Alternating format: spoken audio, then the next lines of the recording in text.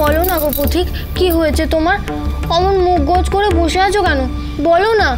হ্যাঁ রে নব, অমন ভাবে বসে আছিস কেন? ওই বাড়ি থেকে এসে কিছু বলছিস না কেন? ভাই মতি বিবির বাড়ি থেকে মুখ গম্ভীর করে বেরিয়ে এলো, আমরাও বেরিয়ে এলাম। সারাটা পথ একটাও কথা বললো না। বলবে কি? বলার মুখ আছে ওর? মা গো মা, কি কাণ্ড কি কাণ্ড! বৌমা, তুমি বলো দেখি মতি বিবির বাড়িতে কি হয়েছিল? আমিও তো কিছু বুঝতে পারছি না মা। সেই মতি দিদির ঘর থেকে বেরোলো, তারপর থেকে কেমন চুপ করে আছে। ও পথিক, কি হয়েছে গো তোমার? বলো না। এমন চুপ করে থাকলে কি করে জানবো যে কি হয়েছে? দেখছো না মা কত চিন্তা করছে। আচ্ছা, মতি দিদিকে তোমায় কিছু বলেছে?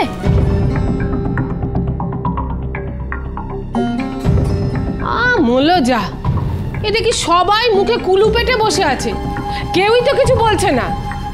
বলি ও কনক বউ, তুই বল দেখি, ভনিতা করিস নে। মতি বিবি কি বলেছে নবকে? ও কি নবকে অপমান করেছে? সে অপমান করেছে কি সোহাগ করেছে আমি কি করে জানবো বলো? নব আর মতি বিবি ঘরে দৌড় দিয়ে কি করছিল, কি কথা বলছিল, সে কথা আমি জানি না, আমি শুনেছি। ও শুধু বলতে পারে আমাদের নব আর ওই মতি বিবি। নব, এসব কি শুনছি? ঘরে দৌড় দিয়ে মানে? বন্ধ করে তুই মতি বিবির সঙ্গে কি করছিলিস বল?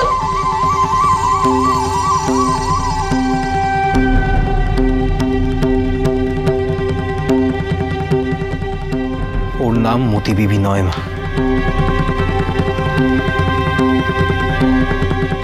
ও মা, মতি বিবি নয়? তাহলে কি? ওর নাম পদ্মাবতী।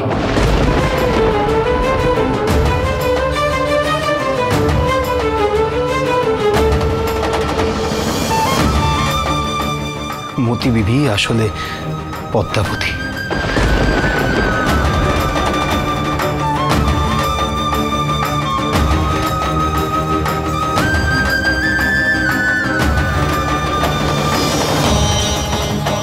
পদ্মাবতী? কোন পদ্মাবতী? ওই রাম গোবিন্দ ঘোষালের মেয়ে পদ্মাবতী? হ্যাঁ মা, আমার প্রথমা স্ত্রী পদ্মাবতী।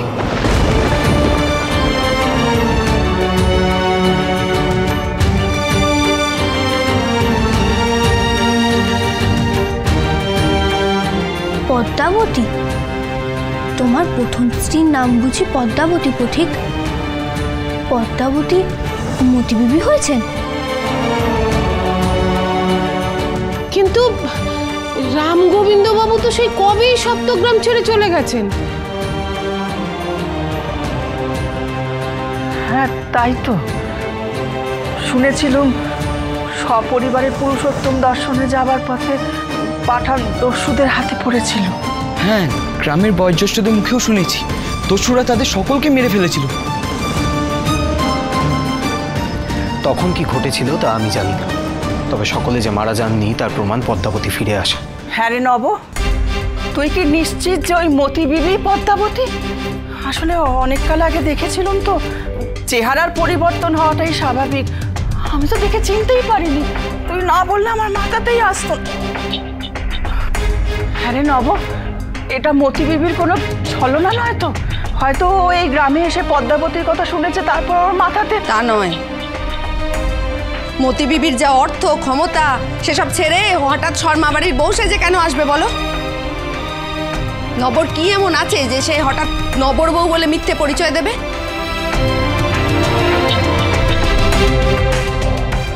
সে পদ্মাবতী হবে।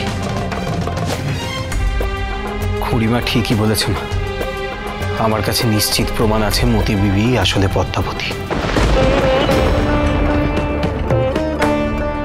এর মধ্যে কোনো মিথ্যে নেই।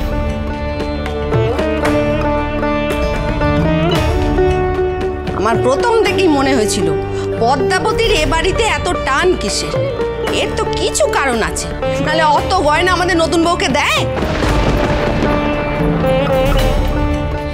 সত্যি বলতে আমারও কেমন অদ্ভুত লাগছিল। এমন আবভাব এভাবে চলাফেরা করছিল এই বাড়িতে, মনে হচ্ছিল এই বাড়িটা যেন ওর কত দিনের চেনা।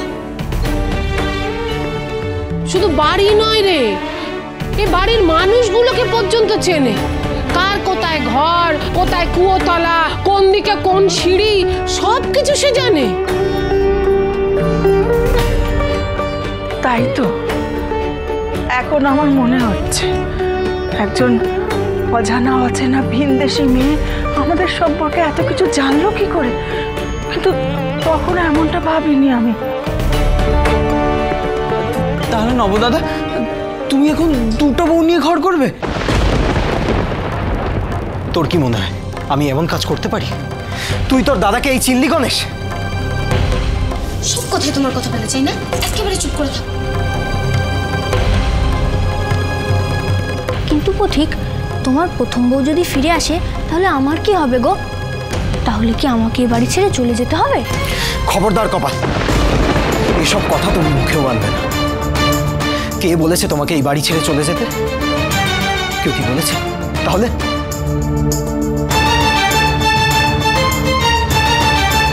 কিন্তু এত বছর পর সে ফিরেই বা এলো কেন? কি চাই সে?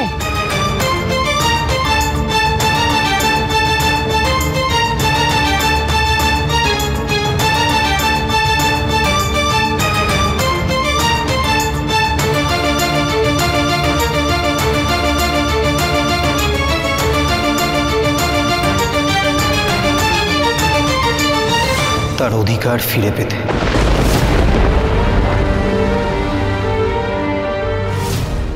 সবই ভাগ্য মা, নাহলে কপালকে নিয়ে ফেরার পথে কেনই বা তার সঙ্গে দেখা হবে আমার?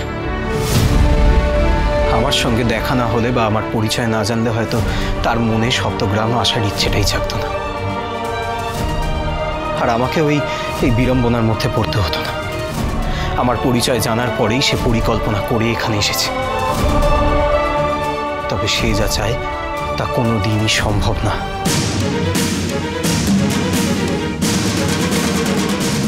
কিন্তু নবদাদা, পদ্মাবতী যদি এ বাড়িতে এসে তার অধিকার দাবি করে? সে সাহস তার হবে না। আমি তাকে কবেই ত্যাগ দিয়েছি, তার সঙ্গে আমার কোনো সম্পর্ক নেই।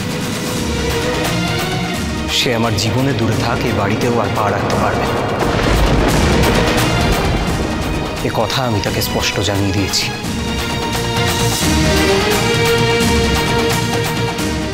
তোমরা আর এই নিয়ে ভেবো না।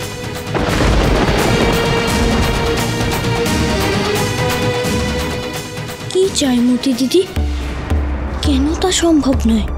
পথিক কেন বলছে তার প্রথম স্ত্রীকে এ বাড়িতে ঢুকতে দেবে না? সে এলে কি হবে? না না, আমাকে জানতেই হবে।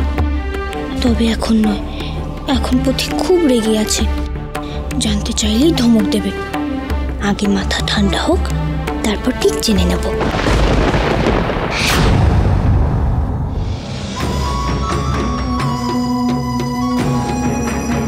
জয় মা, জয় মা। কাল থেকে তোর জীবনের একটা নতুন দিন শুরু হতে চলেছে। তোর সামনে উজ্জ্বল ভবিষ্যৎ, মনোবাঞ্ছা পূর্ণ হবে তোর। মা মুন্ড মালিনী তোর সহায় হোক। জয় মা। আমায় আশীর্বাদ করুন বাবা, আমি যেন আমার লক্ষ্যে সফল হতে পারি।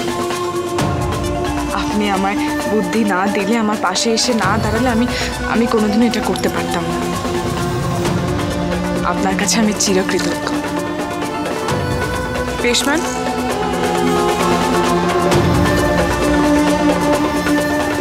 এই নিন বাবা, আপনার জন্য কিছু প্রণাম, অতি সামান্য কিছু উপহার, কিছু মুদ্রা।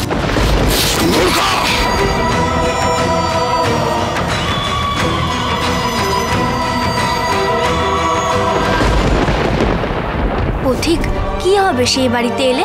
বড়জোর আমাকে এই বাড়ি থেকে চলে যেতে হবে। তোমায় আগেও বলেছি এসব কথা আমার সামনে বলবে না, ভাববেও না। দরকার নেই আমার এসব।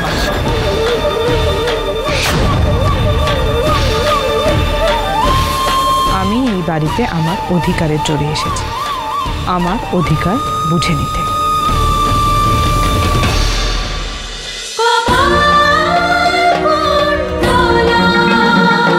cholo cholo cholo cholo pa